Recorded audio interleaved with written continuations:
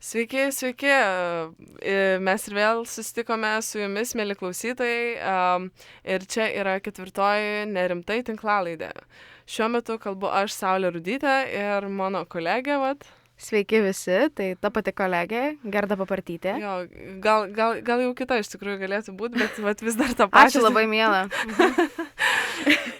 Taip, ir ši tinklalaidė yra kiek išskirtinė, nes iš tikrųjų turime svečią pirmą kartą savo tinklalaidėje. Tai galbūt mažiau nesąmonių iš tikrųjų kalbėsim šią tinklalaidę. Šiandien pas mus svečiuojasi klinikinės psichologijos magistrantė Gustė Kalanavičiūtė. Sveiki visi. Taip, tai iš tikrųjų Gustė ieškojom su kuo kolaboruoti, parašėme magistrantam, iš esmės šiaip psichologijos studentams laiškų ir gavome atsakymą. Tai taip vyksta dabar mūsų tokia kolaboracija. Ir šiandien tema yra ne bet kokia, o vadinkim, sakyčiau, antra serija. Antra dalis, tęsinys. Šiandien kalbėsim apie motinas ir motinos kompleksą. Ir taip, tai norėčiau dar galbūt, kad Gustė, tu truputėlį papasakotume apie save, nežinau, kur tu čia ką mokėsi, apie savo Instagramo paskyrą būtų labai įdomu išgirsti. Tai Pareklamuok. Gerai, ačiū, gavau 2 minutės šlovės. Ačiū šiaip, kad pasikvietėt, labai fainai, kai sužinojau, kad daro tokį dalyką, tai labai apsidžiaugiu, nes ir pati norėjau kažką daryti, bet vienai kažkaip keista su savim kalbėti ir rašinėti, tai džiaugiuosi, kad jūs darot. Tai esu šiaip kaunietė, dabar studijuoju magistrą Vilniuje, psichologijos bakalauro baigiau Anglijoje, Bormoto universitete, tada po studijų dar važiavau į Italiją pasavanoriauti metus laiko, prasidėjo pandemija, teko grįžti po pusės metų, tai buvo, toks laikotarpis. Teko, manau, pasėdėti truputėlį namie ten, užsibarikadavus. Ir pasėdėjau ir paskui bėgau kaip per kokį zombių karo filmą, zombių apokalipsį. Grįžau namo, tai buvo šokas biški. Tai va, ir per pirmąjį karantiną kažkaip nebuvo ką veikti namie. Sugalvojau, kad noriu studijuoti magistrą visų pirma, tai tas irgi buvo fainai. Ir sugalvojau pradėti daryti Instagramo puslapį apie psichologiją, visokias temas panagrinėti, kas įdomu žmonėm. Taip, tai dabar pasakyk tą pavadinimą, žinai, čia. Taip. Galite apsilankyti Free Your Brain Instagram'e. Išlaisvink savo smegenis iš tikrųjų. Taip. Smegenis galite išlaisvinti. Taip, turinys visas angliškai, bet galit man rašyti bet kokiais klausimais ir tiesiog, kas jums įdomu, tai ir dabar džiaugiuosi būdama čia ir tikiuosi kažką naudingo papasakosim jums. Taip, tai dar kartą pakartojam Free Your Brain, o jeigu norėsite pasekti ir paskaityti daugiau, nuorodą paliksim būtent savo YouTube kanalo paskyroje. Galėsite ten susirasti. Tikrai taip. Ir dabar keliausim toliau. Taigi, pradėkime apie visą tą motinos rolę galbūt vaiko gyvenime. Iš tikrųjų, kaip vaikas gimsta, tikrai ne pirmą, ne antrą, ne trečią kartą girdžiu, kad jau labai labai daug ką supranta. Tiek skaičiusi esu, kad net kelių mėnesių, metų, žodžiu, vaikas gali labai suprasti, kada jį apleidžia, kada jo rūpinasi. Labai yra svarbus tam tikras toks šilumos kiekis, kaip ir mes čia kalbėjome prieš tinklalaidę. Tai iš tikrųjų, Gustė, klausimas galbūt tau, iš tos tokios profesionalės pusės, bet motinos rolė, kiek tai svarbu iš tikrųjų. Tai iš tikrųjų tai labai svarbu ir mums nuo pirmų dienų universitete, tiek bakalaure, tiek dabar vis kartoja, kad motinos ir vaiko santykis, kad ir kokios lyties tas vaikas yra labai svarbus ir svarbu, kad jis būtų empatiškas, kad motina su šiluma priimtų tą vaiką. Ir taip, kaip tu sakai, jau nuo pirmų mėnesių tikrai pastebi, kas vyksta ir per motiną jisai pažįsta pasaulį ir yra atlikta įvairių daug tyrimų, bet vienas toks įdomesnių yra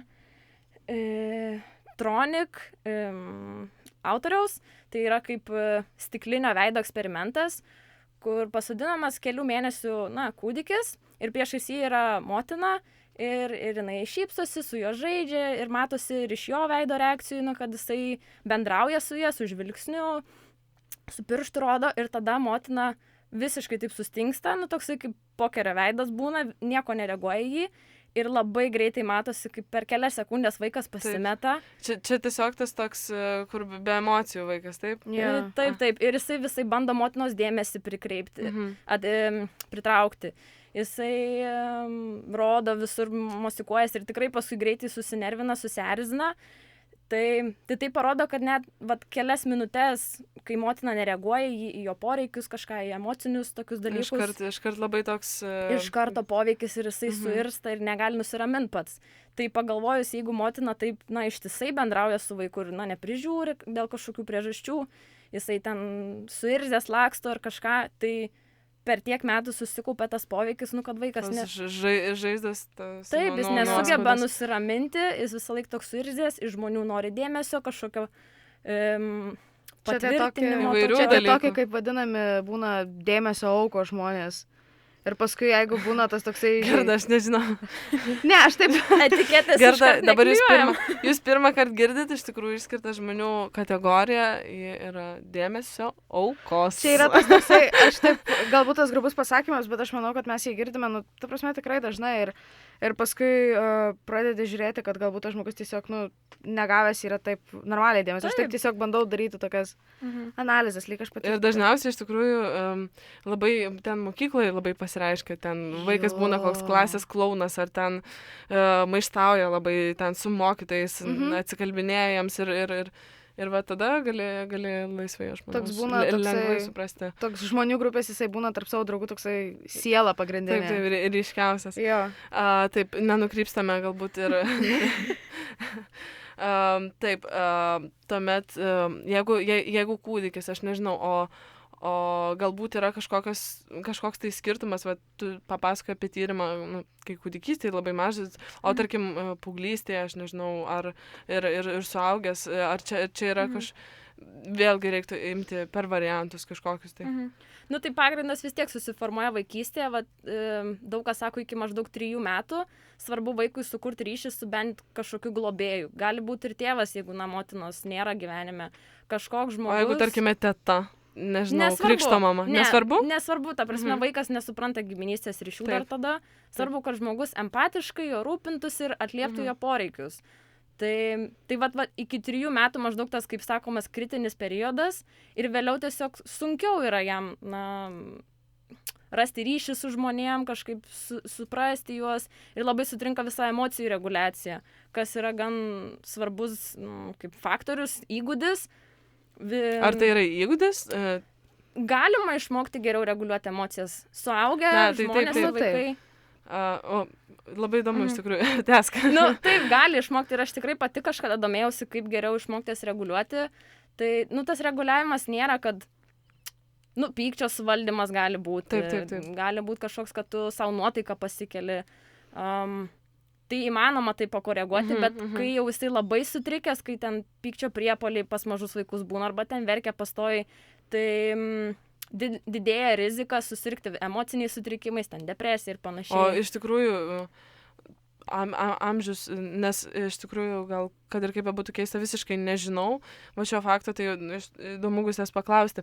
Ar kažkoks mažas vaikas? Gali būti depresija? Taip, gali. Wow. Mes tikrai neseniai mokėmės čia Vilniui, kad gali būti jinai ir net neseniai pradėta diagnozuoti, gal 80-90, nes ir žmonės irgi netikėjo iš pradžių, nes buvę atvejų, kur 4 metų vaikas, ta prasme, turi suicidiškų minčių ir žmonės nesupranta, kaip gali vaikas tokių nebenorėti gyventi. Taip, bet pas vaikus biškis skiriasi tie simptomai, tai jiem pasireiškia per irzlumą, tokį pyktį, bet yra tas toks liūdesys, kurie nežaidžia su kitais vaikais, labai iš karto matosi, kuris vaikas yra depresyvus ir gali būti nuo 5 metų, nuo kiek tik nori. Tai...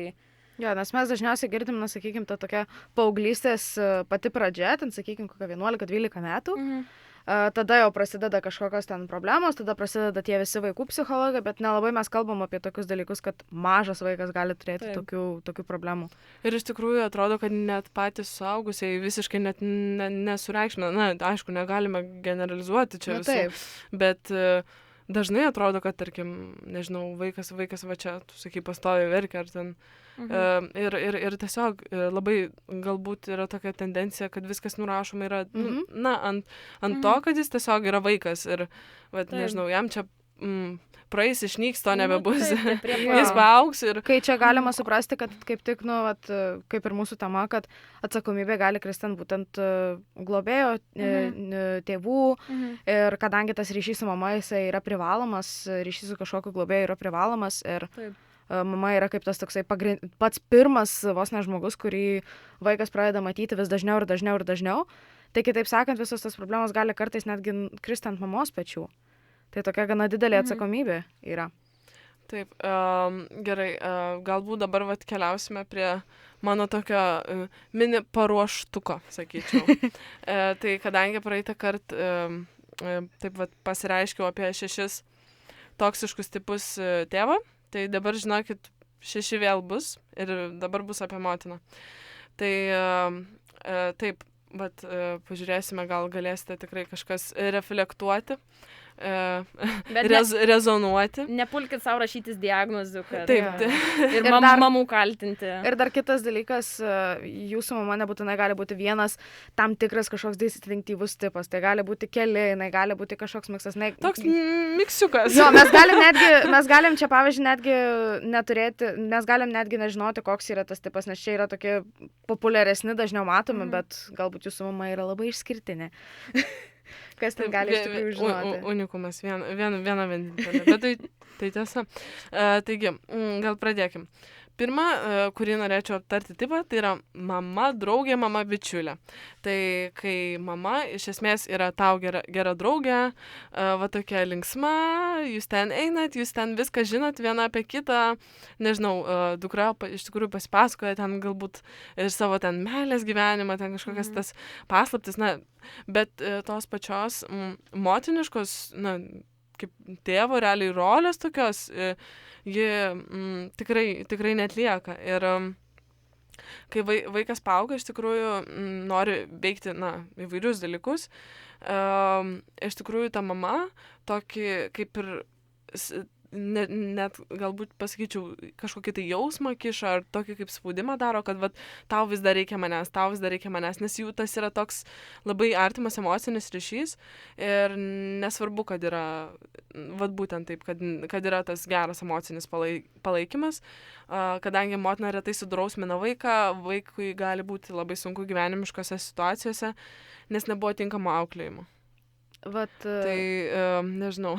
Aš dabar iš karto noriu tokį trumpą pastebėjimą, kad aš nežinau, ar čia yra tiesa ir mes labai dažnai generalizuojam savo tinklalaidėje, bet bent jau iš mano matomos perspektyvos, kiek aš esu mačius savo gyvenime, tai dažniausiai yra jaunesnės mamos. Tai dažniausiai yra mamos, kurios arba, pavyzdžiui, turėjo vyresnės mamas, arba mato vyresnės mamas aplinkui save, kurios yra griežtesnės, yra labai tokios, turi stiprų šeimos autoritetą savo šeimos aplinkoje. Ir todėl jos galvoja, kad jos nenori sukurti savo vaikui jokio spaudimo, jos nori jam leisti gyventi kuo patogiau. Todėl galvoja, aš nebūsiu kaip tavo mama, aš būsiu kaip tavo draugė, tu man gali viską pasipasakoti. Ir iš vienos pusės tai yra gerai, nes jeigu tas vaikas neturi paslapčių, mama žino viską apie jį. Ir vadinasi, jinai tą vaiką kiaurai permato ir kaip iš tos pusės kaip ir viskas gerai. Bet vienu momentu jinai gali susivokti, kad palauk, aš esu tavo mama, bet vaikui tai taip liaudiškai pasakius, nedaeina. Ir jisai nesupranta, kad tai yra jo mama, jis mato kaip draugė.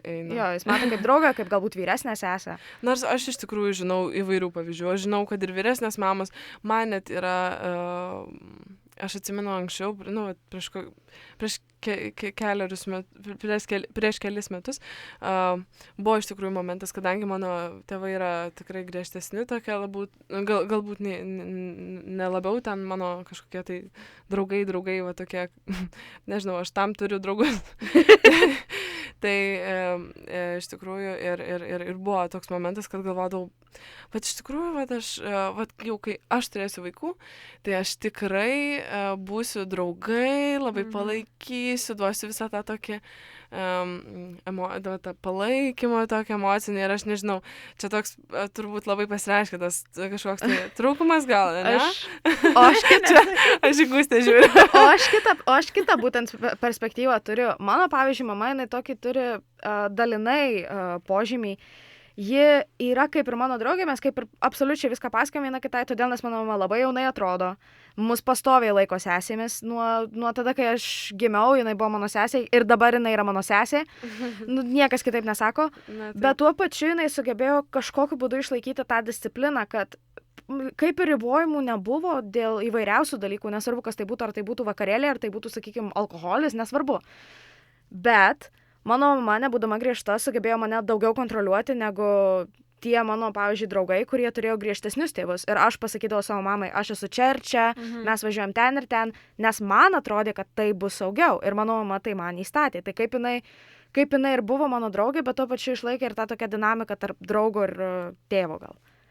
Nu tai taip, čia puikus balansas toksai atras tarp kontrolės ir laisvės ir mano mama irgi panašiai, vat, kaip tavo, kad sugeba, tokį sukuria pasitikėjimo jausmą, kai jau kažkaip tu pripranti ir jauti tokią atsakomybę, vat, pasakyti mamai, kad kur aš buvau, ten kažkas, kas nutiko, bet tuo pačiu gali ir pasipasakot ir tą išlaikyti tokį jaunatviškumą. Ne, tai aš manau, kad čia iš tikrųjų dažnai šitas dalykas tiesiog vienur yra tas balansas galbūt toks, nežinau, kažkoks tvirtesnis, kitur silpnesnis. Jo, ir aš irgi galbūt apie savo atvejį nepasakyčiau taip kažkaip, kad visada viską sakydavau kažkaip, tiesiai šviesiai viską atvirai. Ir jo, ir iš tikrųjų toks labai, labai įdomus dalykas. Ir tarkim, vat, kur būna dažnai motinos geriausios draugės, labai jau tokios peržengiamos yra ribos, kitos motinos net nori su dukromis kažkur ten eiti ar linksmintis, net tokių dalykų esu girdėjusi. Aš jaučiu labai tokį dūrį man į nugarą, ačiū tau labai. Oi. Galbūt čia ir gerai, nežinau, gerai, blogai, atsiprašau. Čia yra tas dalykas, kad, tarkim, iš mano pusės tai yra tai, kad mes, iš tikrųjų yra tas dalykas, aš labai sutinku su tuo pasakymu, kad yra labai stiprus emocinis ryšys ir sunku atsiplėšti nuo mamos, nes man, pavyzdžiui, tai yra tiesiog labai tvirtai mane laikantis dalykas. Ir jo, aš pasikliaunu savo mama dėl emocinės paramos, tai yra tiesa ir tai turbūt man yra problema. Bet tuo pačiu mes esam labai tvirtą ryšį turinčios ir mes ir esame mama ir dukra ir draugės ir tas toksai keistas balansas, kurio šiaip labai dažnai nematau. Nu tai man tavo pirma mintis ir kilo, kai pasakei šitą tipą, kad išnyksta ribos. Ta prasme vis tiek turi būti tėvai yra tėvai ir vaikai yra vaikai. Ir va tas draugavimas atrodo fainai, kad čia viską pasidalinat, pakalbat, bet sukelia sunkumų tiek mamai, tiek vaikui, nes čia parodo, kad mama negali atsitraukti nuo vaiko, negali jo išleisti gyvenimą, sakykime, tas yra per didelis prisirišimas. O vaikas irgi neišmoksta savarankiškumo, ir sunkiau gali būti, nežinau, susirasti partnerius, ta prasme, jeigu jau labai patologiškas tas dalykas, aš esu mačius YouTube'ai ten tokias amerikiečių laidas, kur ten tos mama su dukra viską daro vienodai, jos net duše maudosi kartu, ten jau yra kitas lygis. Ir jos tipo patenkintos, mes čia geriausios draugės ir esmė, kad tada tėvas toks nepatenkintas, nes maždaug, o tai kokia mano čia rolė? Nes mama daugiau laiko leidžia su dukra. Jo, ir tokie pykčiai, čia jau kitas toksai atvejis, bet taip vis tiek išnyksta tos ribos ir, nežinau, kas per daug tas nesveika. Tai...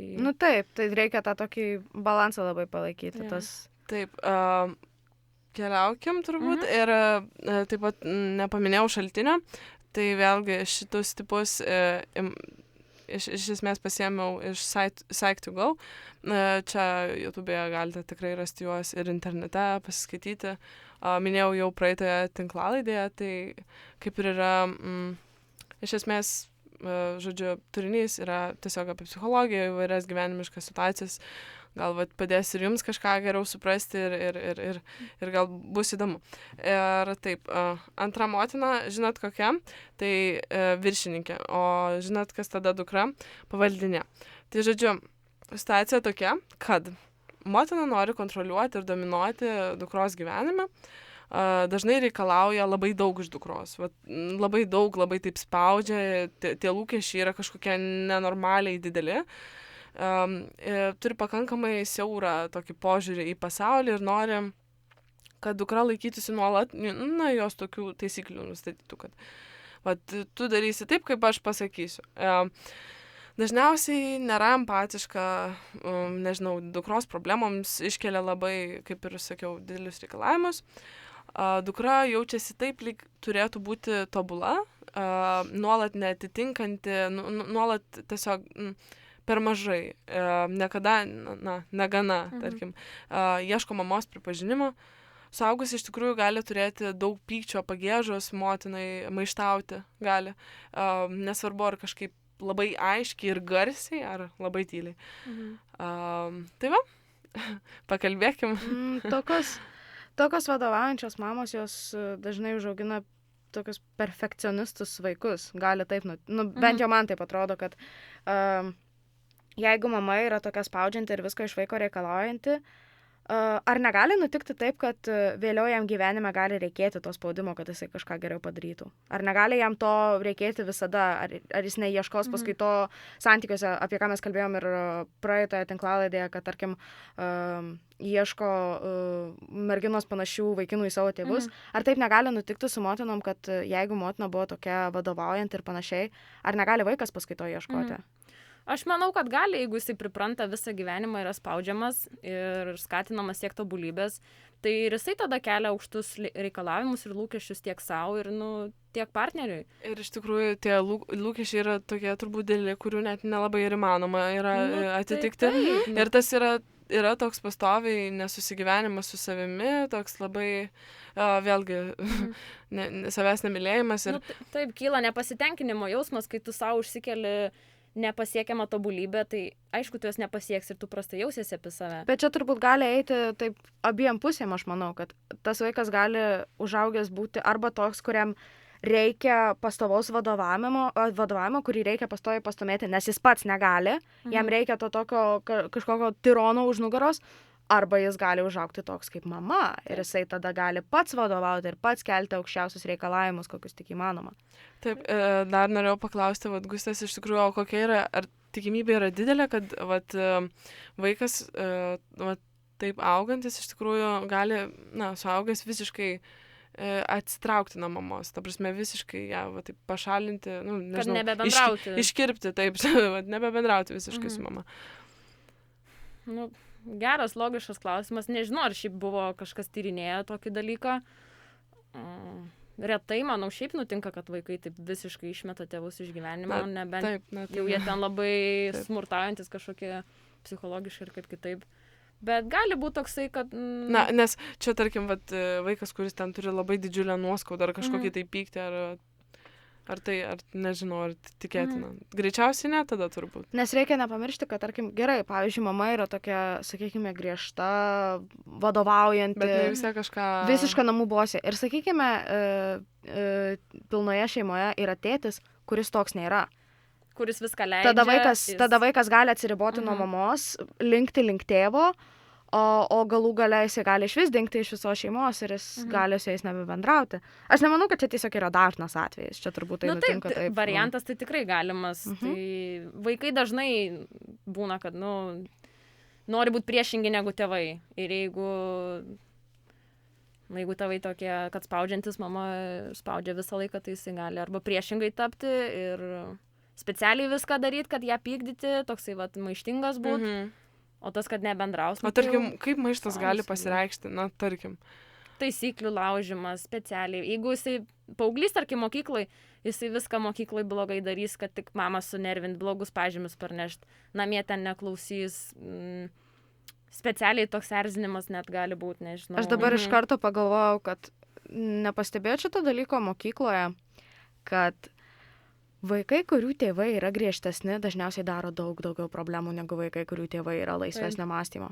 Aš ką pastebėjau, pavyzdžiui, aš čia nenoriu klasiokų vardinti. Jo, aš irgi nenoriu. Aš tiesiog dėl to ir sakau, kad ir iš tikrųjų būna labai daug jau, baigę žmonių, mokyklą, abiturientai baigia mokyklą, atvažiuoja į universitetą Tai- ir nutrūksta nuo grandinės. Ir jau dabar Ir galiu bėg- pasileisti darau plaukus. beleką, jo. ten Taip. alkoholis. Ir va čia visa skirtumas, kita. nes mano mama tai manęs neaugino, aš augau labai laisvai, aš galėjau eiti kur noriu. Ir kai aš atvažiavau į universitetą, ne, gal aš nenoriu Taip, tą jau barą, gal aš nebenori. namie galiu pasėdėti. Nu kažkaip, o jeigu aš nuvažiuosiu, man pinigų reikia. Aš pradėjau tada logiškai galvoti apie problemas. Ir tada, pavyzdžiui, tie vaikai, kurių tėvai, tarkim, yra griežtesni, jie bėga iš namų, jie mareštai, jiem nesvarbu, tu žinai, jie per langų Taip. šokinėja Nes kitokių lygių. tėvai būna. bando per daug kas apsaugoti, grinai yra overprotective, ta prasme, yra čia toksai kaip fenomenas. Ir tada vaikai, va, kenčia, išbūna ten iki kol mokyklą baigs ar dar kažką. Viskas, tada va tai pasileidžia ir specialiai tas susikaupęs pyktis išlieja tiesiog ten per alkoholį, dar kažką rizikingą tokį. Aš esu elgesį. girdėjus tą frazę, kad baigsis mokykla ir aš lėksiu iš čia. Ir tikrai yra nebegrįšiu. Ir niekad Ir nebegrįšiu. nereikia man jūsų tėvų. čia. Ja. Taip, keliaujam. Motina varžovė. Trečias tipas. Mama žiūri į dukrą kaip į varžovę ar grėsmę.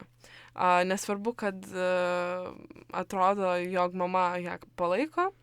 Mama kartu būdama su dukra jaučiasi, prastai iš tikrųjų dėl savęs. Ir nuolat save lygina su dukra, kuri aš ir dukra čia esam leknesnė, gražesnė, labiau sėkminga. Vietoj kažkokio tai gražaus, supratingo ir tokio santykio, tai palaikančio santykio, tokio, kad priimtų vieną kitą vietoj to. Vat. Ir rezultatas to, vat, ką čia pasižymėjau, kad dukra jaučiasi iš tikrųjų pasimetusi ir jaučiasi nieko verta. Tai tada tos prasideda savivertės galbūt kažkokios problemos. Aš iš karto pagalvojau, kad čia vėlgi generalizacija, bet aš iš karto pagalvojau apie tas mamas, tas dukras, kurių mamos yra labai aktyvios socialiniuose tinkluose, kartais net aktyvesnės už savo dukras, kurios... Aišku, čia nėra tai, kad tu rūpinėsi savo išvaizdą, tai tu čia iš karto bandai su dukra varžytis, bet jos taip netgi perdėtai. Jos visada stengiasi ateiti kažkur, kur jos būtų matomos, jos nori būti matomos, jos nori, kad apie ją šnekėtų, jos visada yra pasitempę. Ir dažniausiai, jeigu šneka apie dukrą, visada paminė jos mamą. Visada. Tai dažniausiai būna va, tas toksai varžovų, bent jau ką maždaug aš esu mačius. Kad mama, jeigu jinai būna varžovė, tai paskui gali, manau, iškilti dar didesnės problemas, ten tokias kaip ten, nežinau, vaikinų nuviliojimas, gali iki tokių dalykų Būna ateiti. Amerikoje. Wow, iš tikrųjų. Nes aš iš karto tai pagalvojau apie tokias vos ne filmo scenarijus. Yra filmas toks. Jo. Ir lietuvių, man atrodo, net. Gal nereklamuokime. Ne, tokių nežiūrėkit. Taip, ir iš tikrųjų atrodo, kaip turėtų dukra jaustis, kai mama, tarkim, ar kažkokius labai panašius dalykus daro ir ar ten, nežinau, tau yra 15 metų, ar ten, nežinau, 17, 18, 20 galų galę. Tu nusipirki kažkokią suknelę ir tu žiūri, kad, tavo mama, nežinau, tarkim, irgi ateina, su tokia pačia suknelė ir būtų toks labai įdomus. Ir jūs abi norit prieiti, aš nežinau, bent jau aš tokį vizualą dabar turiu kažkokį, tai jūs norit abi prieiti, žodžiu, prie veidrodžio, pasižiūrėti į veidrodį ir net nežinau, netelpat, jūs stumdotės kaip nors ten alkūnėmis ir jo, iš tikrųjų tokia net nelabai suvokiama situacija. Čia toks, aš nežinau, vėlgi, aš labai nenoriu to tokio kažkaip perspausti, bet taip gali nutikti, kad tokios mamos, kurios yra varžovės, anksčiau savo, ten, sakykime, paauglystėje, jaunystėje, yra tokios, kurios įpratę gauti viską ir tada pradeda matyti vaiką kaip varžovą. Čia gali tas dalykas būti, kad jos viską turėjo paauglystėje, jos buvo pačios populiariausios, pačios matomiausios ir panašiai. Dabar jos mamos, dabar jos vyresnės, dabar jos vaiką turi, ne, aš nesenstu, tu pažiūrėk į mane, pas mane viskas. Čia gali toksai, tarkim, dalykas būti. Man dabar kaip gerai, kad mes turim žmogų, kuris labai gerai gaudosi, nes aš nesijaučiu tokia, aš galiu paklausti. Aš vis tiek čia vietoj viską galvoju, tai neturiu Wikipedijos galvoj. Gali, ir aišku, tas varžytuvės nekyla iš niekur, kad gimė vaikas, viskas dabar turi konkuruoti. Taip nebūna. normaliais atvejais, realiais, tai pagrindas, manau, kad kiltų iš mamos nepasitikėjimo savimi, arba, kaip tu sakai, toks perdėtas, išlepintas gal savęs vaizdas, arba kaip tik savim nepasitikė, kad gal kaip tik negavo to dėmesio daugiau ir dabar, negražiai čia pasakysiu, bet kaip rado silpnesnį varžovą, kad, mažesnis vaikas ir gali lygintis ir jinai gali, ta prasme, kontroliuoti, kaip jinai apsirengs tą dukrą, kol maža, kaip ten tas anas, kad save geriau išaukštintų. Čia yra labai O iš tikrųjų, negerai. iš tikrųjų, iš kur tas kyla visas šitas dalykas? Čia jau iš mamos gyvenimo, Iš manau, mamos šios gyvenimo visi. patirčių. Aš tą patį ir norėjau sakyti, Taip. kad greičiausiai, logiška būtų, kad Aš pradėjau mama- netgi galvoti mama apie kažko- aš pradėjau galvoti apie mūsų praeitą tinklalaidę, kur mes kalbėjome apie tėvo kompleksą ir kaip mes kalbėjome apie tas dukras princeses, kurios iš tėčių gauna viską ir tikisi geriausio. Ir man taip susidarė vaizdas, kad tos dukros gauna iš tėvo viską, jos yra tos tokios princesės numylėtinės ir dabar jos turi kažką, kas irgi gali būti numylėtinė.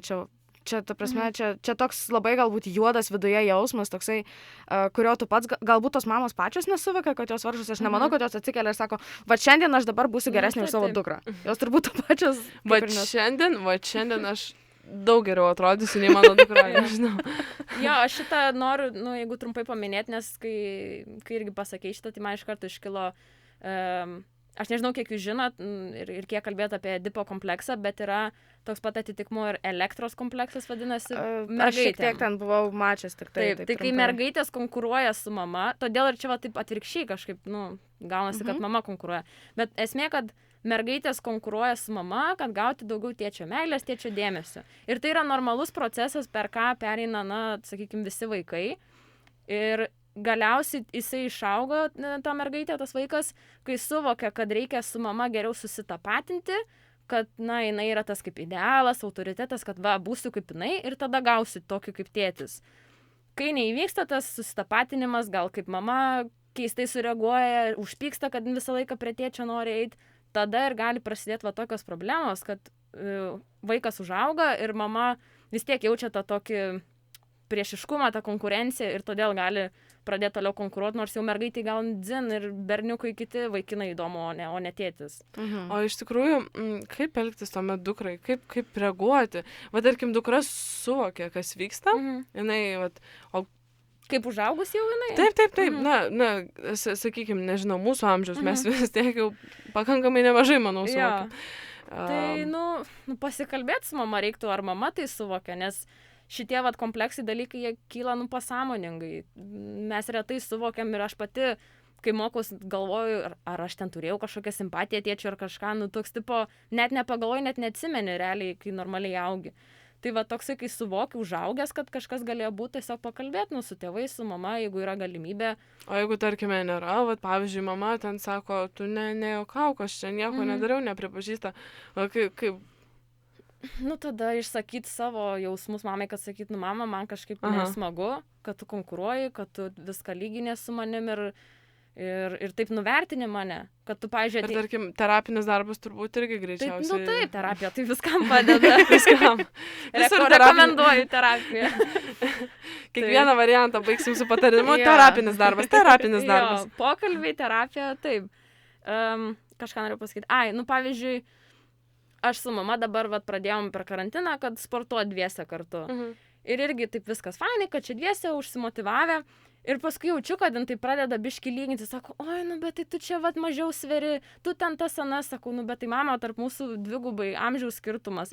Taip. Tokia, jinai suvokia, bet vis tiek sako, gerai, šiandien aš daugiau pasportuosiu. Tai mano mama yra šita motyvacija. Bet gal čia yra tokia galbūt sveika. Sveika konkurencija. Taip. Nes bet būdavo, kai jau piktai būna, tai tada. Kai jau ten specialiai, nes tai ir mano mama, kai mes eidavom į sporto klubą, būdavo, aš tai jau žinok, 5-8 sveriu. Tai taip. Kitokio. Bet tai nebūdavo kažkaip piktai ir jinai to nedarydavo kiekviename žingsnyje. Taip. Bet jeigu imtų tave žeminti visą laiką ir sakytų, pažiūrėk, sustorėjai ar kažką, kad tik save išsiaukštinti, tai ir vaiko savivertę greuna ir pati tokia bloga pasirodo. Gerai, dabar 4 tipas bus. Tai čia yra atvirkščios rolės. Santykis tarp mamos ir dukros, kai mama tikisi, jog dukra bus ir palaikys mamą visada, bet kokiu atveju. Ir iš esmės vaikas atlieka mamos rolę. Santykiai iš dukros pusės yra be atsako, ji jaučiasi apleista, nereikalinga, išnaudojama. Mama galvoja tik apie savo poreikius iš tikrųjų ir elgiasis labai savanaudiškai. Ir iš tikrųjų tai mergaitė jaunai reikia išmokti, kad prioritetas yra ne jinai, o kiti žmonės. Ir paskui ateityje būna labai sunku nubrėžti ribas, pasakyti ne, kada reikia pasakyti ne. Žinoma, savivertės problemos, žodžiu, visas toks komplekčiukas.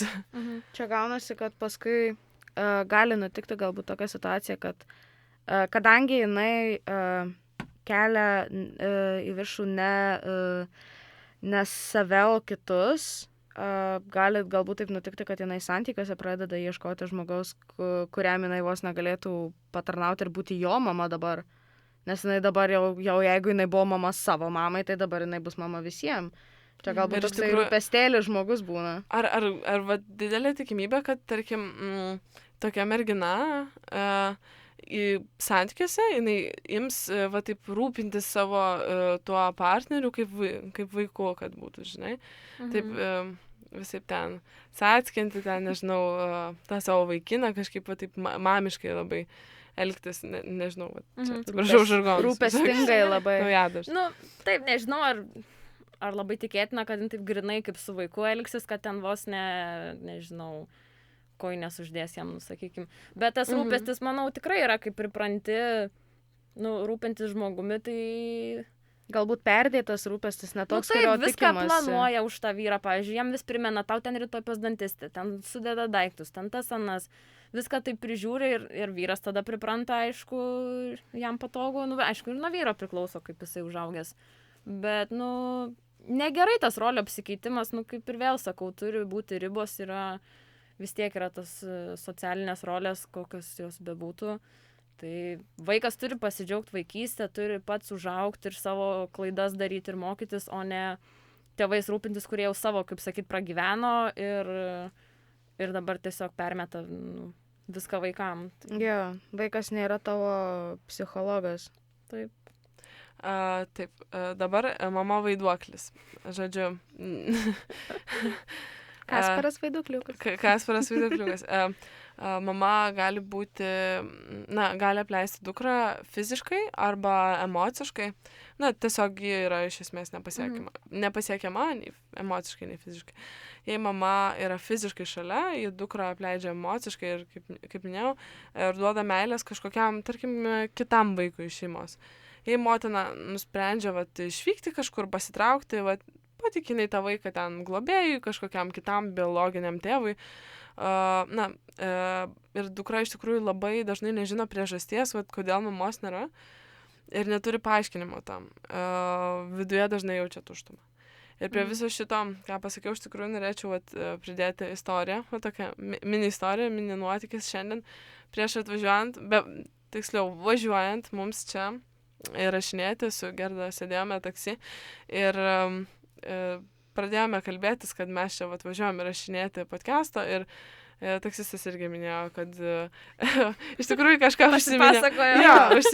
užsiminėme apie tos visus tipus ir žmogus pasakė, kad aš irgi turiu problemų su mama ir jisai sako, kad jos nebuvo šalia ilgą laiką, žodžiu, ir aš jo tokią diagnozę iškart, aš sakau, o tu žiūrėk, sakau, tai tu gal pastebi, kai, kad labai bijai, kad mergina, gali tave palikti ir jis toks linksi galvą. Jis toks, taip. Tai iš tikrųjų, pasirodė šitas čia ne iš piršto laužtas.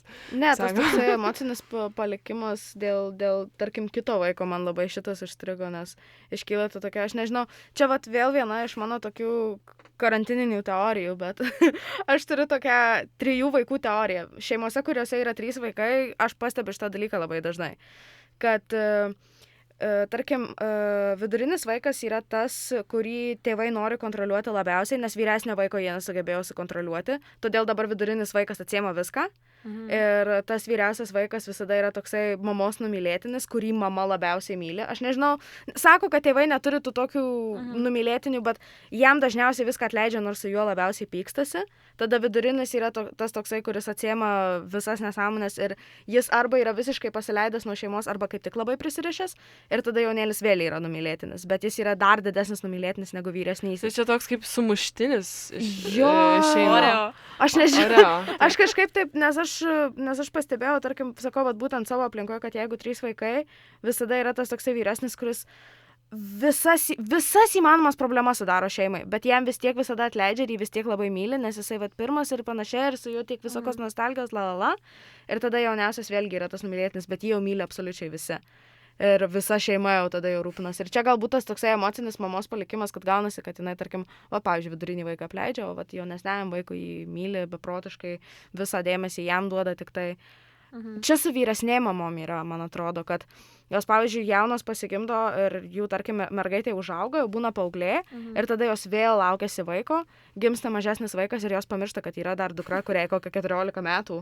Ir jos tada čiučiuoja savo, tarkim, 6 mėnesių vaikutį ir maždaug, dar aš dukrą turiu. Aš čia neturiu kažkokio tikslaus pavyzdžio, bet aš tiesiog maždaug susidariusi su tokia perspektyva, kad taip gali labai dažnai nutikti. Čia ne apie save, aš vienturtė, nekreipkite dėmesio. Ne, čia irgi tiksliai negaliu nieko pakomentuoti. Dėl šito aš pati turiu jaunesnę sesę, tai gal būdavo, kad... Dabar aš nežinau, daug čia prisakai, viską pamiršau, bet žodžiu, kad mano sesiai labiau viską leisdavo, man kaltę suversdavo, kad aš ten pirmą pradėjau muštis, vienu žodžiu. Bet aš noriu grįžti prie Saulės pradžios pasakytų dalykų. Taip, tai didžiausias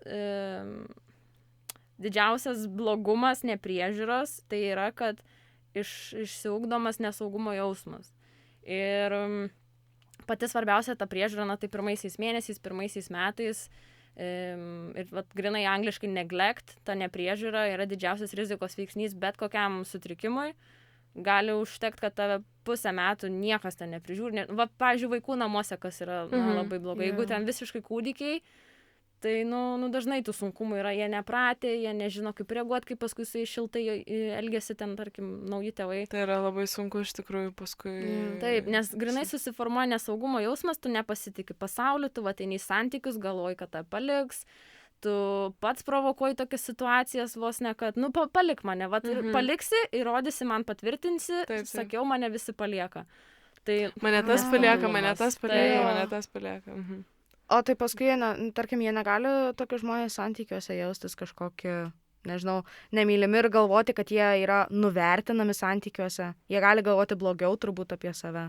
Tai taip, jeigu mama jų neprižiūrėjo, nieks nedavė tos meilės, neparodė, kad tu ten fainas, ten, žinai, kažką nupieši piešinuką. Įsivaizduok, mama, jeigu mama, žmogus, kuris turėtų būti ten artimiausias vos ne žmogus, jeigu jis sugeba tave, nežinau, palikti kažkaip išeiti. Tai visi paliks. Tai visi paliks. Nevertas niekieno meilės. Čia kaip tu užsiminei toje pačioje pirmoje apklausoje, kad nuo vaiko atsitraukė kelias sekundės, sustingo ir po kelių minučių jisai pradėjo labai taip vos ne isteriškai reaguoti ir prašyti dėmesio.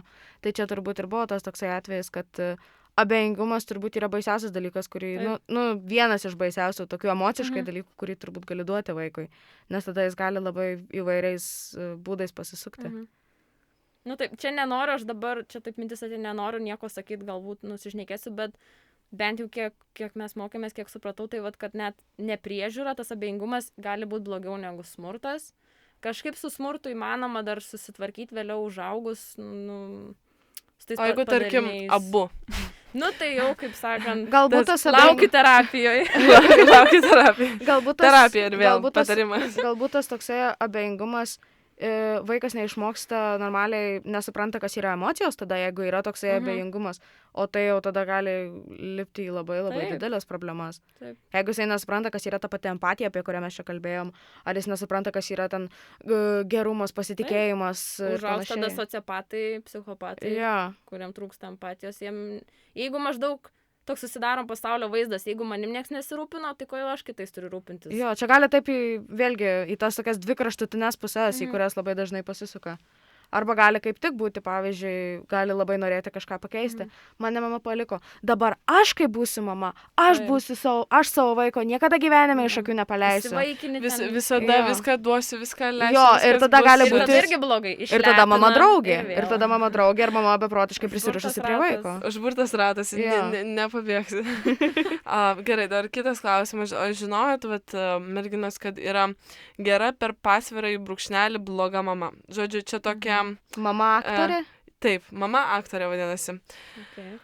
Mamos nuotaikų kaitos ir tos dvi asmenybės iš tikrųjų nėra nuspėjamos. Dukra nežino, kurią motiną išvys. Pavyzdžiui, atsikeliu ryte, galvoju, kokia čia mama dabar pamatiniu ar valgydos. Čia kaip pasakys labas rytas ir labas mažai kaip miegoja ir nukelkis. Taip, ir iš tikrųjų dažnai susilaukia to šalto ir negražaus elgesio iš mamos. Mamos bijo. Mama elgesi labai gražiai, taip, vadinkime, šiltai rodo kažkokią tą meilę labai viešumoje prie kitų žmonių, kada reikia rodyti jai kažkokį įvaizdį, nežinau. Ir kai jos lieka dviese, mama parodo tą tikrąjį veidą. Apleidžia dukrą, kaip ir minėjom, būna šalta. Ir šiuose santykiuose mama nori daryti iš esmės tik gerą įvaizdį, o su dukra pati jokio ryšio neturi. Čia toksai didelio kažkokio dar, net galvoju dabar, ar kažką esu panašaus mačius ten savoje aplinkoje, ar ten augdama ar panašiai. Na, iš tikrųjų, man visų pirma, šita motina skamba kaip koks šaltasis karas, jeigu būtų istorinis periodas. Toks labai kažkoks keistas ir žiaurus variantas, kad, o kaip, tu iš esmės visus apgaudinėja mama. Čia turbūt yra viskas, čia labai turbūt viskas priklauso nuo to, kaip, aišku, viskas priklauso nuo to, kaip ta motina yra pati užaugusi, bet galbūt tos motinos tėvai galėjo būti labai labai griežti ir jinai išmoko galbūt čia vėlgi kontroliuoti savo emocijas ir rodyti jas, kada reikia ir kada nereikia. Jos nuomonę, kada reikia ir kada nereikia. Arba kažkoks, galbūt jinai dirba darbą, kuriame reikia būti labai išlaikyti ir panašiai. Ir man atrodo, kad tokie žmonės, kurie, pavyzdžiui, tas, sakykime, mama aktorė, aš turiu įtarimą, kad tokie žmonės nesugeba pasakyti savo, jog jiem yra blogai. Ir turbūt tas tokias neigiamas visas emocijas išlieja ant savo vaiko, vietoj to, kad galėtų, pavyzdžiui, kaip mes minėjom jau šiandien daug kartų, nueiti į terapiją. Jinai turbūt, tai vėlgi galbūt yra, jos dukra galbūt yra ta tokia kempinė, kuri sugeria visas jos neigiamas emocijas. Ir iš tikrųjų, irgi klausimas, Gustei, ir kaip tvarkyti su tokia situacija, nežinau, o ko net, ką sakyti, tai mamai, ko jūs klausi, mama, kodėl tu manęs nemyli, aš nežinau, kodėl tu šitaip elgiesi, kodėl tu, paaiškinimo kažkokio kaip tu ieškome. Aš irgi, čia sunki tema ir kaip Gerda sako, čia jau neišanalizuosim, dėl ko mama taip elgiasi. Tai turbūt vis tiek kažkoks konkretus atvejis. Taip. Tikslesnis ten. Ir sunku bendrauti, bet aš norėjau, kad čia vis kalbam apie tą prieraišumą, tai gal žmonėm paaiškinsiu. Apie prieraišumo tipus yra 4 tipai. Ir šitas, kurį pasakė, yra pats blogiausias, tai todėl ir noriu paminėti. Žodžiu. Tai yra klasikinė Bowlby padaryti tyrimai. Ir dar kitų. O kas tai yra, plačiau tiesiog papasakok apie tyrimus. Čia žmogus, bet žodžiu, yra YouTube'e galima pažiūrėti Stranger Situation. YouTube platformai galima, taip.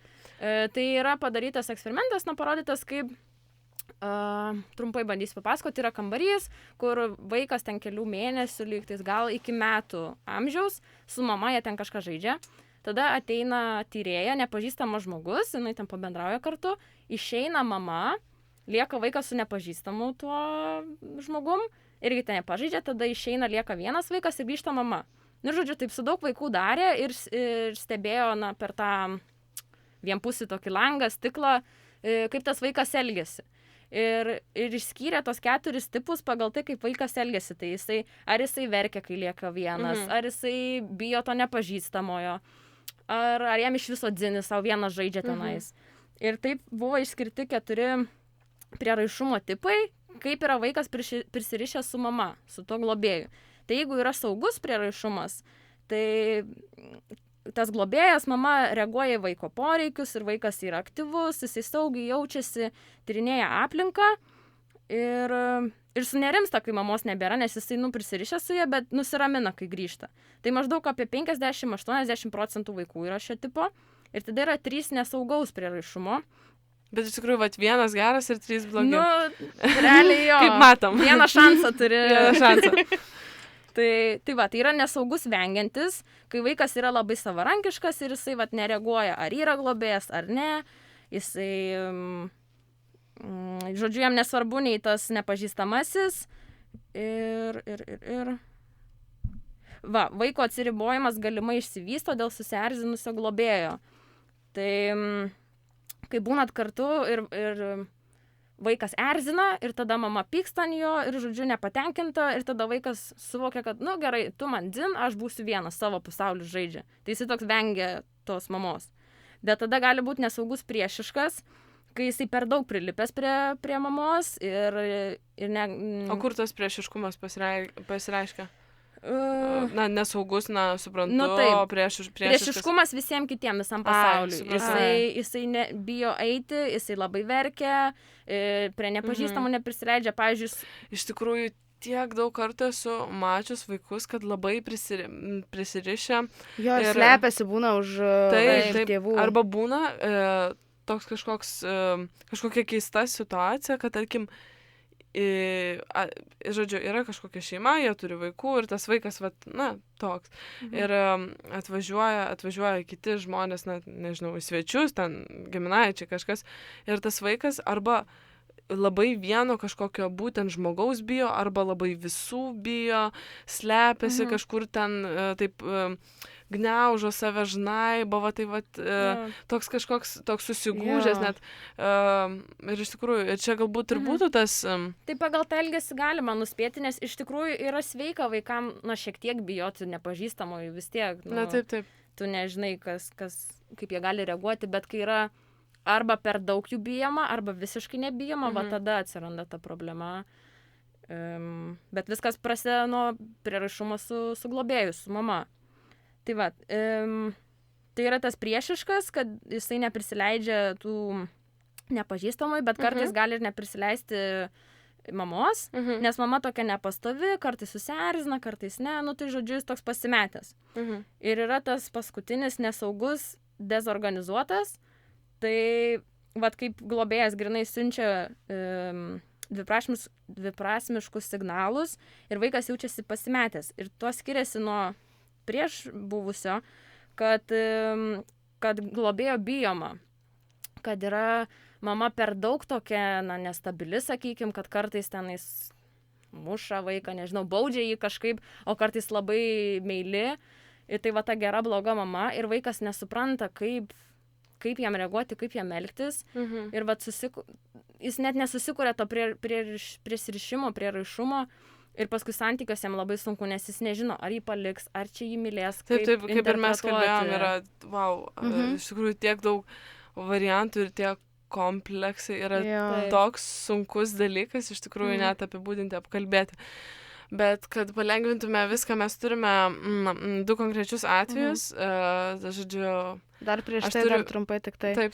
Mes turim vieną tokį žargoninį žodį, kurio mes dar šiandien taip labai daug nepaminėjom. Ir kalbėdami apie motinos kompleksą, tai yra mamyčiukas. Tai yra vaikas. Ir aš čia manau, kad čia yra tokie gal 2 net sumaišyti tipai, nes čia ne mama draugė. Čia yra ta mama, kuri labai lepina savo vaiką. Ir čia būtent buvo įvardinta taip pat Psych2Go būtent motinos sūnaus draugystėje. Bet ir su tėvu buvo. Tėvas ir dukra. Tėvo mergaitė irgi. Ir kad mama vaiką be perstojo lepina, jam viską duoda, jinai jam neprieštarauja ir jinai net jam nėra draugė, jinai jam yra tiesiog tam, kad viską už jį padarytų. Ir Bet tai tuomet tas vaikas vis tiek ateityje jis turėtų, sunkiai jam, jis pats kažkokių gebėjimų, tai neturi. Jis pats neturi jokio Čia savarankiškumo kaip ir savyje. sraigtasparnis, mama tokia sraigtasparnis, čia gali būti šitas Ką variantas. čia reiškia? Žinai, kaip būna sraigtasparnis, žodžiu, tėvai sraigtasparniai, kurie kyla problema, nežinau, kažkokia tai situacija, nebūtinai probleminė iš tikrųjų. Mama atskiris, padarys, sudės ten, nežinau. Gelbės. Čia va tokia, manau, kad situacija. Ir vat kaip vat su tais mamičiukais čia. Kaip čia Gustė? Oi, nežinau, aš ką galiu iš gyvenimo gal patirties pasakyti, kiek mačius, vaikinai. Sorry, bet kai kurie yra, mamičiukai. Daugelis. Šiais laikais, jo. Nesupykit. Nesusireikšminkit, bet, Ne, iš tikrųjų. Tiesiog pripranta prie patogaus gyvenimo ir... bet žinai, čia irgi gali būti, kai tu tiesiog gyveni patogiai savo su tėvais, bet tu nori paskui savo kažką turėti, išsikraustyt veikti, bet yra tokie, kur net negalvoja ir jiem... priprato ir viskas. Bet čia ir tėvų irgi tas, manau, prisideda, kad tėvai neskatina kažkaip. Nes tų mano draugų yra, kad mamos, ten viską, valgyt vos ne į lovą atneša, žinai, viską padaro ir tada net... O pagalbę papurena ten. Taip, pakeičia patalus ir tada tie mamičiukai šiaip netaip susiranda panelės. Ir tada jai reikia... Kodėl tu man? Kodėl tu valgyt nedarai? Yra toksai dalykas, tarkim, kartais gali būti, pavyzdžiui, mamičiukai, aš žinau tokį atvejį, kad nes ir mano mama taip iš dalies tokia, kad labai labai perdėtai gali būti rūpestinga, bet tai buvo dėl to, nes buvo tiesiog sveikatos problemų, tai tarkim, plaučių uždegimai ir įvairūs ir panašiai. Ir jinai paprasčiausiai iš baimės tokia iš dalies buvo, bet nėra taip, kad ten absoliučiai viską už ten mane darytų. Bet jo, va tas toksai, kad perdėtai rūpinas. Ir vat būtent buvo įvardintas su sūnumi šitas dalykas, kad mamos berniukas jau juo, tai čia aš viską už jį padarys ir čia jau toks, net nežinau, labai įdomiai toksai atvejis. Taip, ir iš tikrųjų, būtent dabar persim prie istorijų ir galėsim įsitikinti, ar čia buvo kažkoks toks truputėlį mamičiuko atvejis, ar ne. Tai, žodžiu, mums mergina atsiuntė istoriją apie savo ir mamos kompleksą. Tai jo, čia jinai iš pradžių laiške sveikina ir džiaugiasi už mūsų podcastą ir šiandienos temą.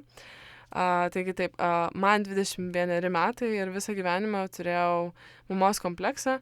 Vaikystėje nesupratau ir tik dabar, kai pradėjau labiau gilintis ir prižiūrėti savo psichinę sveikatą, supratau, kas tai yra. Turiu 7 metais jaunesnį brolį, kurį vasaromis tekdavo prižiūrėti, kol tėvai dirbdavo. Kai brolis augo ir pastebėjau, kad mama visada man būdavo griežtesnė negu broliui visais atžvilgiais. Tiek pamokom, tiek namų ruoša, visada brolio norai ir priežiūra buvo iškeliama aukščiau mano. Maniau, kad tai dėl to, nes jis mažesnis ir dėl to nieko nesakydavau. Kadangi buvau tėčio vaikas, mamos dėmesio trūkumo nejutau. Tačiau paauglystėje viskas pradėjo keistis, prasidėjo visos mergaitiškos problemos ir pamačiau, kad sunku su mama apie tai šnekėtis. Įvykus kažkokiem pykčiams, nesvarbu kalta aš ar ne, mama šaukdavo ir jaučiausi lyg negaliu per save perlipti ir jai paaiškinti, todėl pradėjau rašyti jai laiškus. Dabar tai skamba juokingai, bet rašydavau laiškus, pasiaiškinimus, kad jis suprastų, kaip viskas atrodo iš mano perspektyvos ir kad suprastų mane. Dar vienas pastebėjimas, kuris dabar vis dar skaudina, kad mama su broliu sutarė puikiai. Kaip gali sutarti, taip gerai, kaip gali sutarti paauglys su mama. Jie šnekasi, brolis gali bet kada ją apkabinti, pasako dažnai, kaip ją myli, o aš jaučiuosi tarsi praleidus šitą žingsnį, nes man yra tarsi nejauku apsikabinti ją. Ir atrodo net liežuvis, taip, čia toks išreiškimas neapsiverčia. Ir pasakyti, kaip ją myliu, manau, ir taip aišku, kad visiems kartais yra gera išgirsti tai. Ir vėliau 15-16 metų pradėjau pastebėti, kad mano draugėms prasidėjo vadinamas tas toks paauglystės maištas ir santykiai su mama pagerėjo ir visos gali jos bendrauti jau kaip draugės. Man taip nebuvo, kadangi mama mane pagimdė labai jauna. Manau, ji pati matė savo klaidas padarytas mano auklėjime ir viską, ko trūko, man dvigubai stengiasi to išvengti auginant brolį. Ko pasiekoje, dabar jis yra mamos vaikas. Na, o aš pastebiu savo problemas ir bandau su tuo tvarkytis kaip galiu. Jau minėjau, kad man sunku yra ne tik šeimai, bet ir draugams pasakyti, kaip juos branginu ar apsikabinti. Pati jaučiuosi kartais nejaukiai, kai man tai pasako. Vienas iš pavyzdžių, kai vaikinas pirmą kartą man pasakė, kad mane myli, aš jam pasakiau ačiū. Dabar tai dabar tai atrodo juokinga, bet tada pasimečiau ir nesupratau, kodėl jis pats nemato ir nesupranta, kad aš jaučiuosi taip pat. Yra gyvenime buvę atvejų, kurių nepasipasakosiu draugiams ir atrodo turėčiau pasišnekėti su mama. Tačiau netgi tada geriau jaučiuosi šnekėdama su nepažįstamu žmogumu arba močiute, kuri man visą gyvenimą buvo tas psichologė ir mano paslapčių saugotoja. Baigus mokyklą pradėjau rodyti pastangas taisyti santykius su mama. Išvažiavusi į kitą miestą studijuoti, pradėjau dažniau skambinti, pasakoti dalykus, kurie man bereikšmiai, bet žinau, kad ją tai džiugina, kad įsileidžiu ją daugiau į savo asmeninį gyvenimą. Esame šnekėjusios tą temą, kodėl mūsų santykiai nėra tokie stiprus ir kaip norėtumėm, ir iš visko supratau, kad ji laukia, kol aš ateisiu pas ją ir papasakosiu apie savo dieną ir kaip man sekėsi, o aš tarsi laukiu, kol ji mane pakvies ir to paklaus. Dabar mūsų santykiai nėra tobuli, bet aš stengiuosi ją palaikyti, kai jai sunku ir paklausti, kaip ji laikosi. Dabar, kai esu vyresnė, matau, kad jos santykiai su mama taip pat nėra labai geri, taip galbūt galima paaiškinti ir mūsiškius. Tai tiek. Taigi, Gustė, iš tikrųjų labai tavo atsako norėtume. Aš pradžiai norėčiau padėkoti klausytojai už istoriją. Tikrai ačiū, kad pasidalinot. Aš tai iš tikrųjų pirmiau jūsų norėčiau reakciją. Išgirsti. Gerai, aš galiu reaguoti.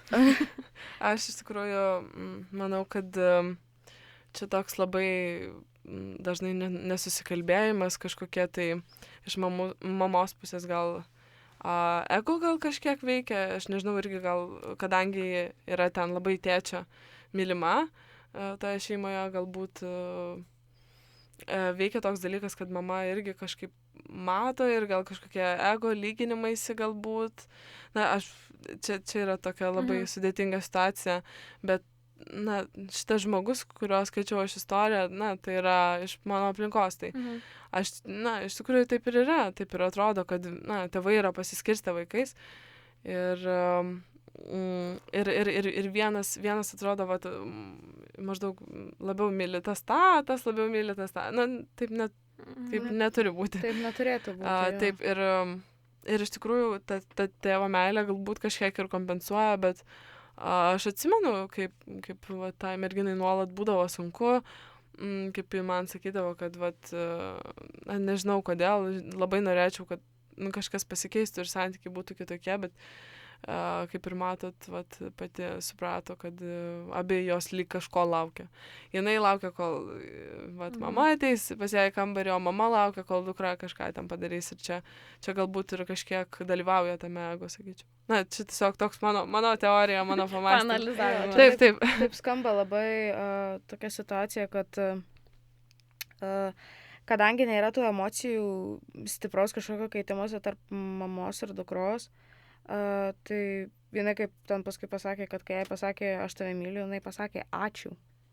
Kai tas toksai net nesugebėjimas, tai čia ir atrodo juokinga, galime ten merginų kompanijų juoktis, kai ten yra labai daug visokių juokelių internete apie, kaip ten vaikinas pasako merginai aš tave myliu, o mergina Bet čia labai būna kaip tokia šoko reakcija, o jinai, manau, tiesiog nežino, kaip reaguoja. Taip ir buvo. Čia vėlgi, man atrodo, kaip mes minėjom tą situaciją, kad, kaip tu minėjai, kad abejingumas yra vienas iš baisiausių dalykų, kuris gali nutikti vaikui. Ir čia yra abejingumas iš vienos pusės. Kad taip tėčio mergaitė, bet tuo pačiu, o kur mama? Ir iš tikrųjų tas toks, ne pirmą kartą girdžiu pati esu patyrusi tokį dalyką, kaip, ką reiškia, kai neapsiverčia pasakyti, liežuvis kažką gero, kad aš tave myliu, ar kažką, būna. Iš tikrųjų, taip man buvo su tėčiu, buvo tėvo diena ir aš turėjau jį pasveikinti, žodžiu, aš ten kažką paruošiau, kažką padariau. Ir atėjo tas laikas, nes nieko nebuvo namie. Ir atėjo tas laikas, kai grįžo mano tėvai ir aš turėčiau apkabinti savo tėtį, pasakyti, aš tave myliu, sveikinu su tėčio diena. Ir aš negaliu ir man prasidėjo panikos ataka iš tikrųjų. Bet čia buvo vienintelis kartas gyvenime, kai man kažkas panašaus buvo. Ir aš atsimenu, aš net nemoku pasakyti, aš pasijaučiau kaip koks. Taip keistai, buvo tokia labai keista situacija. Ir iš tikrųjų pasislėpiau vos netokiam kaip kampelyje, realiai, iš esmės kaip ir pasislėpiau iš tikrųjų. Ir aš girdžiu, kaip mano tėtis sako, Saulė, kur tu? Ir aš tyliu, aš nežinau, ką man daryti, aš verkiu, ten isteriškai bliaunu. Ir aš supratau, kad, yra problemų tikrai, yra labai daug dalykų. Ir ne be priežasties aš negaliu savo tėčiui pasakyti, tiesiog stovi ir aš noriu, taip, bet tiesiog toks įspūdis, kad neina nė žodžio pratart. Tai iš tos pusės labai iš tikrųjų reflektuoju šitai merginai, būtent šitame tokiame. Tai ačiū ir tau, kad pasidalinai irgi. Prašau. Atviras dalykas. Jo, aš irgi dažniausiai taip ir būna merginom, kad su tėčiai sunkiau yra taip apie jausmus kalbėti ir nes mes taip užaugę, kad ir tėčiai nelabai, žinai, ten pasako, kad myli kažką, gal rečiau, jau kai užaugi, ta paauglystė prasideda, tai tiek pat ir man būdavę sunku ir dar dabar kartais būna, taip atrodo, užgniaužia gerklę, ir viskas, negali to pasakyti, tai tiesiog kaip yra išmokta. O dabar tavo atsakas, iš tikrųjų, į šitą situaciją, tarkim, kaip merginai, ar jai toliau tęsti, drąsinti, aš nežinau, tą mamą, kaip mergina kažkaip ar turėtų elgtis, ar čia yra kažkokių tokių gilių labai tokių nuoskaudų, sakyčiau, ar irgi, terapinis darbas, tai terapinis darbas jau septintą kartą negalim to patart, bet... Ne, šiuo atveju labiau tiktų jom abiem pasikalbėti atvirai, nes, O jeigu, tarkim, jinai rašo laiškus, Bet įdomu, ar mama atrašo? Ne, neatrašo. Bet perskaito jinai jos? Taip. Tas ir yra toks, kad... Kad iš tikrųjų nėra to grįžtamojo ryšio, galbūt. Taip, kad mama, jeigu ir sakė, kad ir su močiute, mama su savo mama taip bendrauja šaltokai, jinai pati neišmokus tų jausmų gal išreikšti ir jai irgi nesmagu, tai... nereiktų pasiduoti. Ta prasme, ta mama reikli, tokia šalta, bet jin tikrai viduj nori gero, ir tikrai myli tą vaiką. Bet jei irgi gal kažkaip baisu, kažkas nedrasu. Tai iš esmės, žodžiu, kovoti už visą tai vis tiek toliau. Taip. Taip, bet taip gražiuoju būdu, žinai. Taip. Nesakyt, kodėl tu čia manęs nemyli ar kažką tiesiog. Nes nelabai kur ir nuvestų, manau, jeigu tokia forma. Nedarai tokio, kad renki kumšį į stalą, dabar tu mane mylėsi. Dabar. Pasakyk, kad myli. Taip. Tai ką aš norėjau pasakyti. Tai žodžiu, tą sukurti tokį santykį reiktų su mama per abipusį supratingumą ir pradžioj, kad ir kaip sunku, bet pasakyti gyvai vis tiek reikėtų, kaip tu jautiesi, kad sakyt, kad mama mane skaudina, kad tu daugiau dėmesio rodai broliui, aš jaučiuosi neįvertinta. Kartais, kai aš tau kažką papasakoju, tu galėtum pasidžiaugti, kad ir tau iš tikrųjų neįdomu, ką aš ten univerė nuveikiau, bet palaikymo to tokį duot. Ir iš esmės toks ir būtų turbūt. Taip, ir kad pradžiai pasakyti viską, kaip tu jauties, kas dėl šitos situacijos tave skaudina. Mes ir nežinom, kiek čia to atvirumo buvo šitame atveju, bet aš, kiek mano žinios, tai jo, iš tikrųjų. Taip, manau, bus labai dėkinga už atsakymą. Jeigu ką, parašyk Free Your Brain, padėsi išsilaisvinti. Taip, dabar Gerdas, tokia istorija. Gerai, tai aš turiu tokią istoriją apie mamą. Aš tiesiog išsirinkau tokius svarbiausius dalykus, kuriuos pamačiau toje istorijoje. Čia tikra istorija? Taip, čia yra tikra istorija. Tai pirmas dalykas, mama labai mylėjo, labai rūpinosi abiem vaikais, užaugau kartu su broliu, kuris yra vyresnis už mane. Tačiau, kadangi buvau neįgali, iš mamos pusės visada jaučiau, jog esu mažas vaikas, o brolis yra suaugęs. Dažnai išgirdavo juos kalbant kartu dviese, o aš likdavau viena ir man niekas nebuvo pasakoma, nes aš esu mažytė ir dar man nelaikas. Tai nutiko iki tol, kol saugo ir netgi dabar mano brolis yra suaugęs vyras, o aš esu mažas, gležnas vaikutis, kuriuo pastoviai reikia rūpintis ir už kurį pastoviai reikia viską padaryti. Mano mama sensta ir vis dar iki šios dienos galvoja, jog viską už mane reikia padaryti ir man vis dar yra sunku. Tai man tai čia toksai atvejis, kad mamyčiukas, bet kitoj pusėje, ne būtent tarp motinos ir sūnaus, bet motina ir dukra. Ir kaip aš minėjau, kad tas toksai, kaip pas mano mamą yra šitas dalykas, kad pas ją buvo lengvas toksai mamyčiuko dalykas, kad jinai perdėtai kai kur manim pasirūpindavo, nes bijojo, kad man gali kažkas nutikti. Čia turbūt irgi yra tas toksai iš baimės gimęs perdėtas rūpestis. O man iš tikrųjų iš vis kažkaip kitaip atrodo. Aš manau, kad čia labai yra daug dėl jos neįgalumo. Tai vat būtent iš tos baimės, kad gali jai kažkas nutikti. Ir gal nebūtinai, kad kažkas nutikti. Čia yra tas toks, kad... O negalėtų, tarkim, čia gal irgi Gustė adresuosiu, ar negalėtų būti tokia situacija, kad mama nelaiko ją, lygiavertė, jinai kaip prisilpnesnių, vis tiek. Dėl to ir dėl to gal ir kažkaip yra toks, vadinkim, nesąmoningas nuvertinimas toks, kad, jinai silpnesnė, o aš ten su broliu galiu pakalbėti, su savo sūnum galiu pakalbėti, va čia. Ir jinai ten mano, nežinau, kažkoks ypatingasis vaikas, bet nelaiko kažkaip labai taip, ir tas gailestis kažkoks, aš manau, kad čia gal tas variantas, bent jau man iš šalies taip visiškai klausant. Kitas dalykas dar, kurį jinai paminėjo, kad jinai buvo kaip po narvelį, kad mes kalbėjome apie tokią situaciją, kad, tarkim, čia yra visiškai priešinga, kur, tarkim, pirmoje istorijoje sūnus yra mamos numylėtas, taip čiučiuotas, myluotas ir panašiai, o dukra to dėmesio negauna. Čia yra tokia situacija, kad jie abu gauna mamos dėmesį, tačiau brolis, kadangi yra dar 4 metais vyresnis, brolis gauna mamos suaugusios dėmesį. Jie kartu šnekasi apie įvairius dalykus, jis daugiau žino, jis daugiau domisi, o dukra, ta moteris, mergina, kuri mums rašė, jinai pasakė, kad, aš visada esu narvelėje, aš esu toksai užrakintas gležnas padarėlis, kuriuo reikia pastoviai rūpintis ir kurio reikia nepamiršti, man yra sunku. Ir toks vėjas, kad ta mama turbūt ir pati yra labai emociškai prisirišusi ir nenori paleisti, nes bijo, turbūt, ir kaip jinai sako, aš suaugus ir su manim toliau taip elgiasi.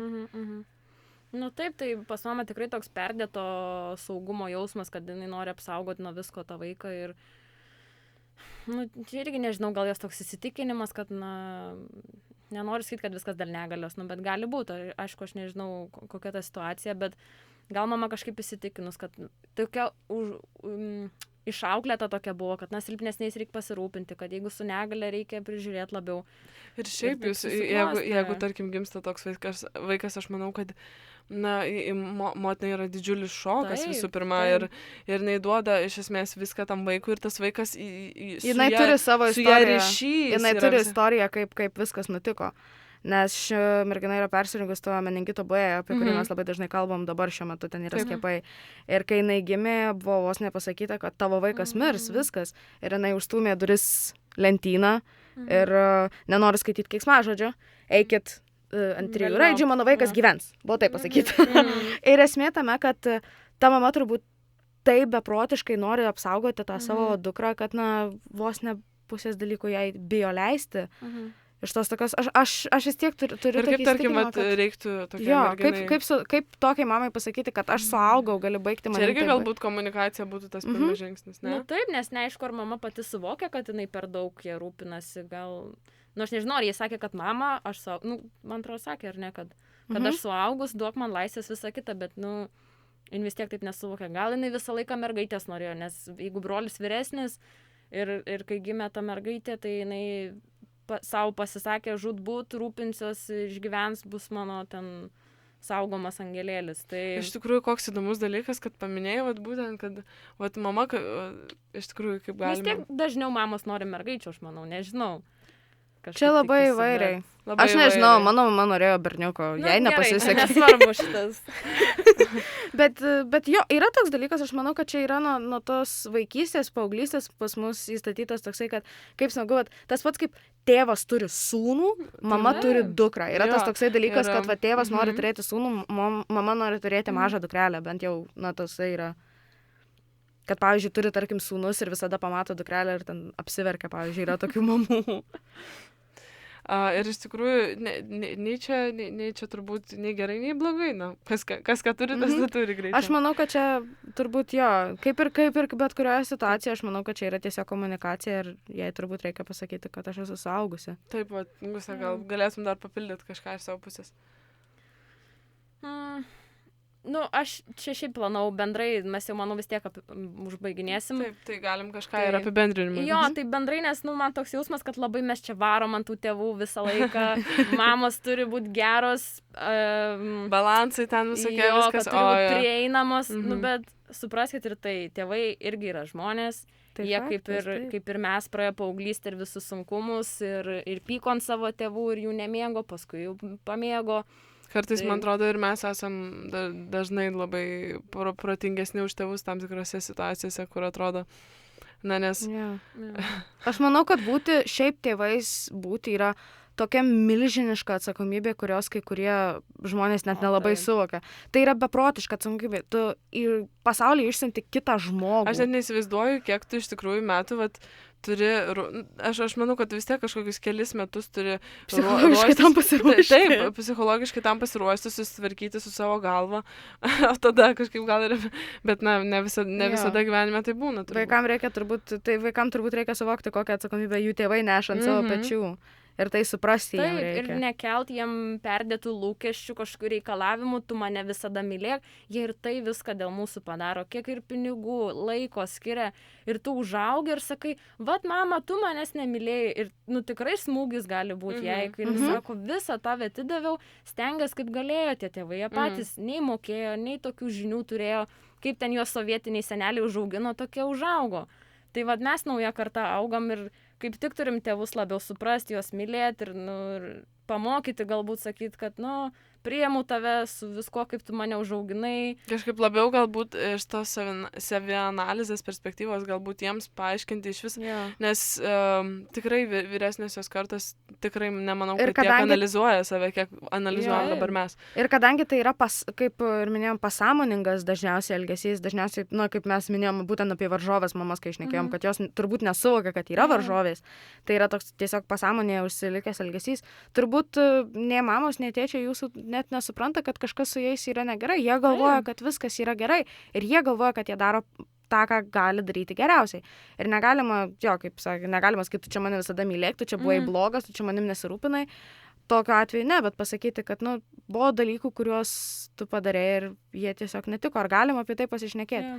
Manau, artėja Kalėdos, būtent dabar. Susitaikymo metas, rašykit laiškus. Atleidimo metas, dabar, pavyzdžiui, yra puikus metas susėsti ir pradėti šnekėti. Aš garantuoju, kad daugelis iš jūsų galit nueiti netgi iki ašarų su savo tėvais, su savo šeimos nariais. Nes iš tikrųjų, kad ir kokios mamos ir kokie tėčiai bebūtų, vis tiek, dažniausiai yra taip, kad jie tikrai labai labai myli savo vaikus. Be jų mes nebūtumėm čia. Nori to ar ne, mes čia nebūtume. Nori to ar ne. Taip, tai galbūt tiek šiam kartui. Ačiū labai Gustei, kad apsilankė pas mus šį kartą. Manau, dar tikrai susitiksim. Ačiū Jums, kad klausėt ir iki. Iki.